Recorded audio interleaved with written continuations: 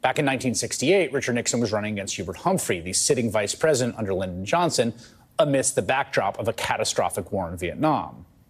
Just a few days before the election, it looked like the Johnson administration was on the cusp of securing a negotiation to end the war. So at the last minute, the Nixon campaign opened up a secret back channel with the South Vietnamese in order to get them to pull out of the peace talks.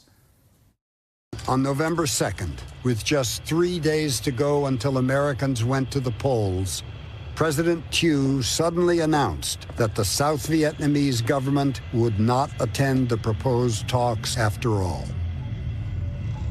A representative of the Nixon campaign, at the candidate's personal direction, had secretly contacted the Saigon government, urging Thieu to stay away from the talks, promising that once Nixon was elected, he would drive a harder bargain with Hanoi than Humphrey would.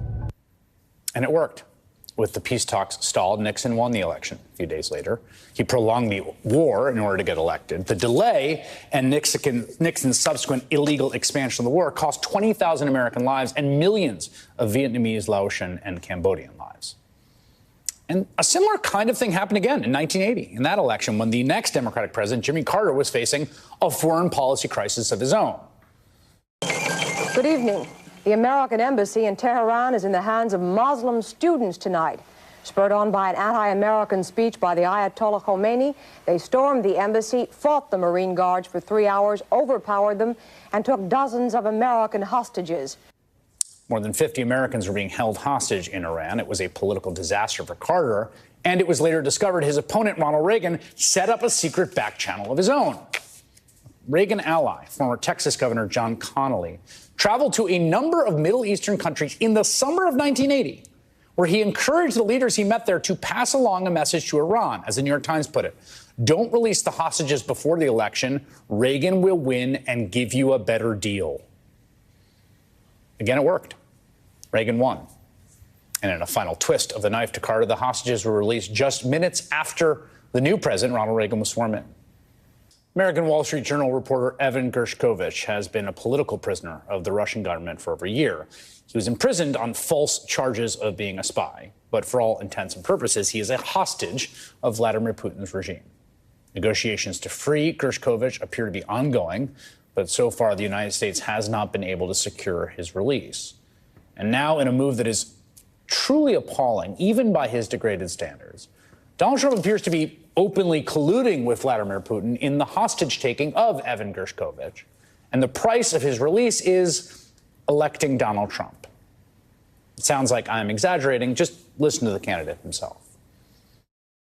Evan Gershkovich, the reporter from the Wall Street Journal who is being held by Russia, will be released almost immediately after the election, but definitely before I assume office.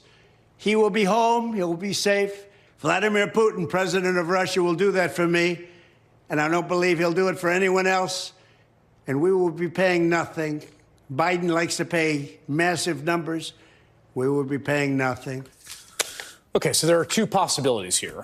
One is that Trump is lying, that he's no actual means of knowing whether that would happen. And if that's the case, not only is it an unspeakably cruel thing to say to the people that love Evan, Trump is also, let's be clear here, actively hampering the negotiations for Gershkovich's release because he is sending a signal to Russia not to free him until after the election, either under the guise of some better deal from Trump or as a tool to help Trump get elected, which Vladimir Putin absolutely wants to do. We know that. Remember, Trump has issued these kinds of open signals to the Russian government before. Russia, if you're listening, I hope you're able to find the 30,000 emails that are missing. I think you will probably be rewarded mightily by our press. Almost immediately after he said that in 2016, Russian actors attempted to hack both Hillary Clinton's personal office and her campaign.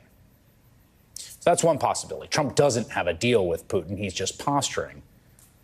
The other possibility is that Trump actually does have some back channel to Putin, that he is discussing a deal the two of them have already worked out. He seems to be very specific about the timing after I'm elected, but before I'm sworn in.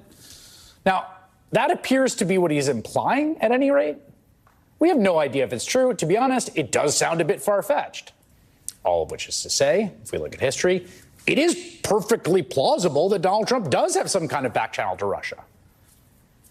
But at the end of the day, whether Trump is just making things up and trying to influence Russia from afar, that is to keep Gershkovich hostage, or whether he really does have a secret deal in place to keep him hostage, if Donald Trump really does have any power to get Gershkovich released and isn't making that happen right now, then it is Donald Trump holding that American hostage.